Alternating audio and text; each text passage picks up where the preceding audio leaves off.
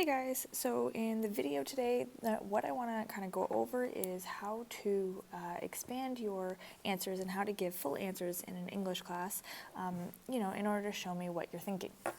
Now I know I have kind of some similar videos, but I really want to address this idea of that kind of knee-jerk reaction to write a one-sentence answer.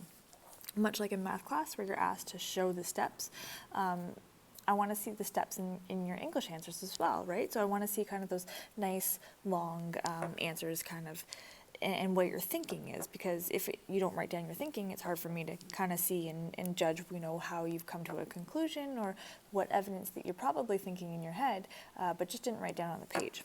I'd love to give you guys marks for stuff, but if you don't show me what you're thinking, it's hard for me to mark kind of what's locked inside your head.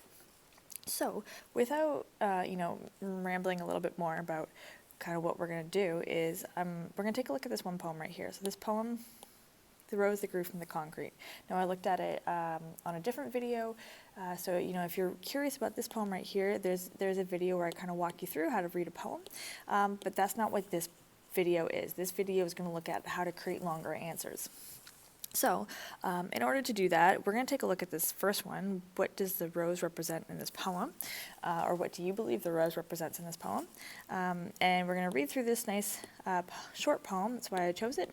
And we're going to show you kind of how the two answers would look, what you might want to write, and then how you can show me that extra thinking to kind of get all of those extra marks. Okay, so The Rose That Grew from the Concrete by Tupac Shakur. Did you hear about the rose that grew from a crack in the concrete, proving nature's law is wrong? It learned to walk without having feet. Funny it seems, but by keeping its dreams, it learned to breathe fresh air. Long live the rose that grew from the concrete, when no one else ever cared. Okay, so that's our poem right there. And we're going to take a look at this first one.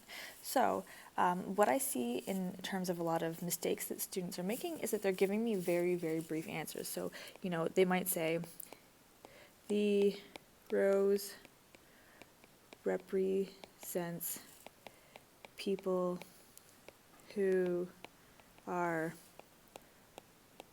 oppressed or struggling. Okay. Actually, I might even get something more brief. Says it represents people who are oppressed or struggling. So this is going to be something a little bit more close to kind of the answers that I'm seeing coming from students. Now, not to say that this answer is wrong, but there's a way to write it in where you can show me kind of those steps of what you're seeing or what you're thinking, right? So I can give you those marks. So first and foremost, the first error that I'm seeing is this idea of it. I'll either get, it is, or no, because, yes, because, and especially, if depending on how you're doing it, how you're submitting it, if I don't see the question, I actually don't know what you're referring to. So you want to make sure that you're, really using the question to help you answer, create a longer answer. What do I mean by this? Okay, let's take a look at the question. So we're going to kind of zoom in here, and I'm going to chat a little bit about, this question right here. Number one, what does the rose represent in this poem? Now, if I were to take this, the easiest way to kind of create a nice, beautiful sentence is to use what you already have, which is the question. So I'm going to get rid of the question words, what does, and we're going to start it right there. So the rose, and then obviously we'll get rid of the question mark, but here there is the stem of how I'm going to create the first sentence, so that it creates an understanding of what you're writing for the person who's marking it, and also for you to kind of start getting into that habit of making sure that you're explaining your thinking. And that's really the important thing, is kind of building on those good foundations in order to become a more well-versed reader or writer when you're, getting up into the upper levels. So, I know it might not seem like it makes much sense because you're thinking the teacher knows the question, I'm just going to answer it. A lot of the times, we'll just go straight to the question or your answers, because your answers should make sense regardless of the question before it. And again, that has to do with creating strong foundations in order to create better writing for later. And so that's kind of why, teachers will get a little bit picky on this subject, is making sure that you use that question in your answer. Okay, so if I were to use that question in my answer, all right, I would say the rose represents, I have to change the tense, make sure you're careful of that. The rose represents, okay, and then you're going to say what it is in this poem. Okay, now I'm going to say what the rose represents. Now, knowing a little bit about the author, I can be a little bit more specific, but you can go as general as you like. So you could say the rose represents oppressed people in this poem. Perfect. Okay, so I'm making it trying to make it nice and simple. The rose represents oppressed people in this poem.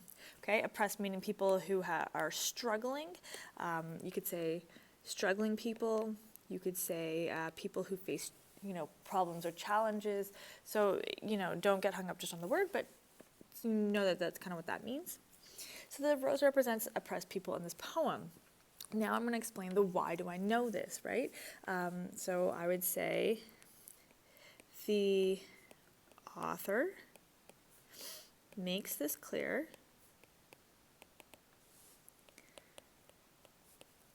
when he compares the delicate flower to its harsh environment, much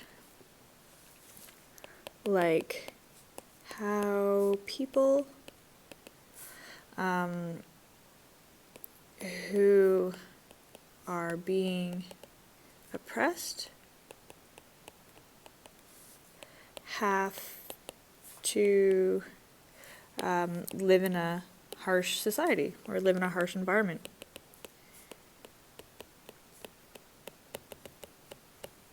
Now, that's just one piece of evidence. If I wanted to, I could continue on and talk about how, when nobody else ever cared is another example of how he's talking about people who are oppressed or people who are, not seen. You could say, by being kept from his dreams, proving nature's law wrong. So there's many different examples from this poem. I'm going to take just one right now. You could add more than one, right, where you see this. So, the rose represents oppressed people in this poem. The author makes this clear when he compares the delicate flower to its harsh environment, much like how people who are being oppressed live in a harsh environment. The author wants the audience to see how beautiful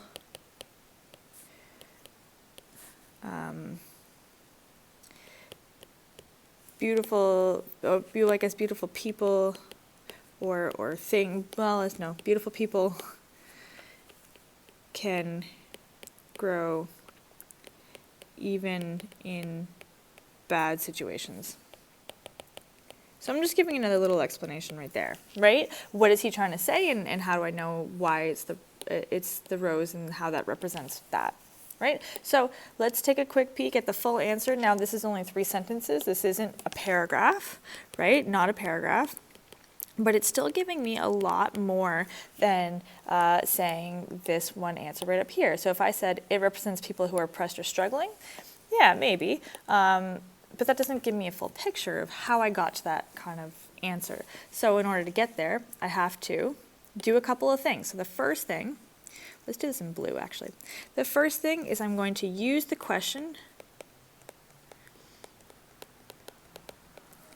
to form an answer. Okay, I'm going to use the question to form an answer. So the rose represents, in this poem, that was actually from the question itself, right? And that's a really, really big one. Then the next thing I'm going to do is I'm going to give evidence.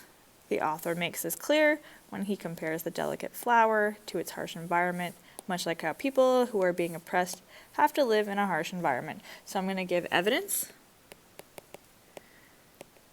And then I'm going to simply do my last step. I'm going to explain my evidence. Now keep in mind that, depending on how much room you have to write and how much you're being asked to write, you might omit this last part, but it can be added in as well, where I'm going to explain my evidence. You'll notice it's kind of very similar to the idea of an Oreo paragraph, but it's not an official paragraph in itself. We're having like a 3-sentence answer here, a nice strong 3-sentence answer. And take a look at how this one right here is very different than this one right here, right? This one right here doesn't show me your thinking. It doesn't show me that you've read the poem. It just shows that, you've answered the question. Whereas this one right here is showing me that evidence that I need. It shows me that steps and that you followed it through. Okay, so let's take a look at a couple of example questions. I'm just going to give you general questions right now because I want you to kind of focus on that first step. We're going to use the question and the answer. So you could say, what's a good question?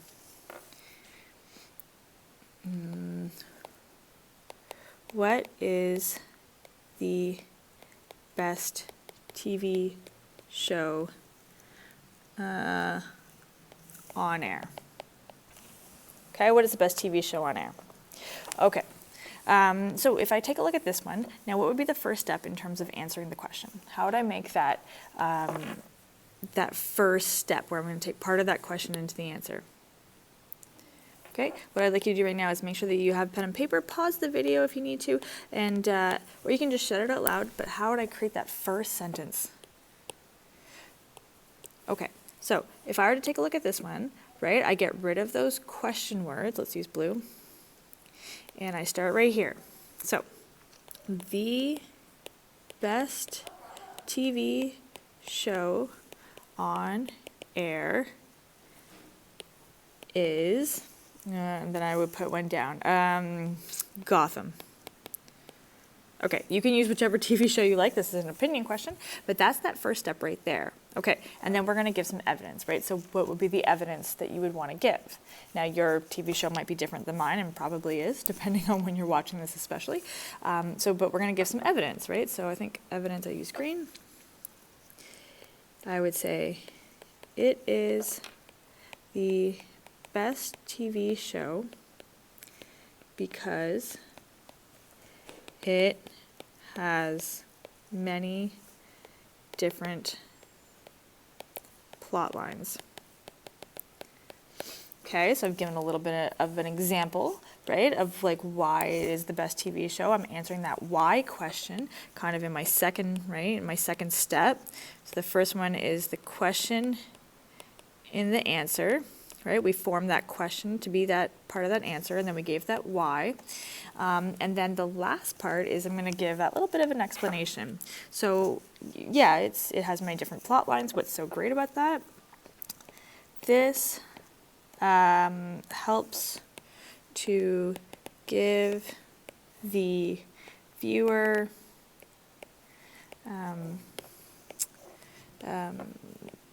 different stories to follow.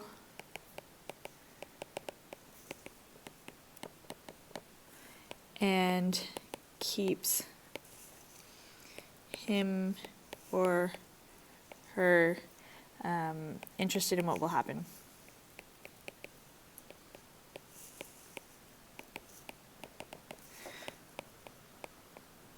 Okay, so in here I have the explanation. Right, and that's kind of the third step. Compare your answer to mine. Does it look similar? Is it about 3 sentences long? Okay, hopefully this is starting to get a little bit easier for you. We'll do one last one. Let's do, what is the best snack food to eat? Okay, so there's my question right there. Now I want you to start with step 1. You're going to put the question in the answer. Okay, so that's going to be the first thing you do. So feel free to pause the video if you need a little bit of extra time. Okay, so the first thing I'm going to do is I'm going to take away those question words and I'm going to start right about here. The best snack food to eat is, and then I'm going to put my answer there. I'm going to put pizza. All right, so the best snack food to eat is pizza. Now I'm going to give some evidence. Pizza is loved by many people because it can be customized.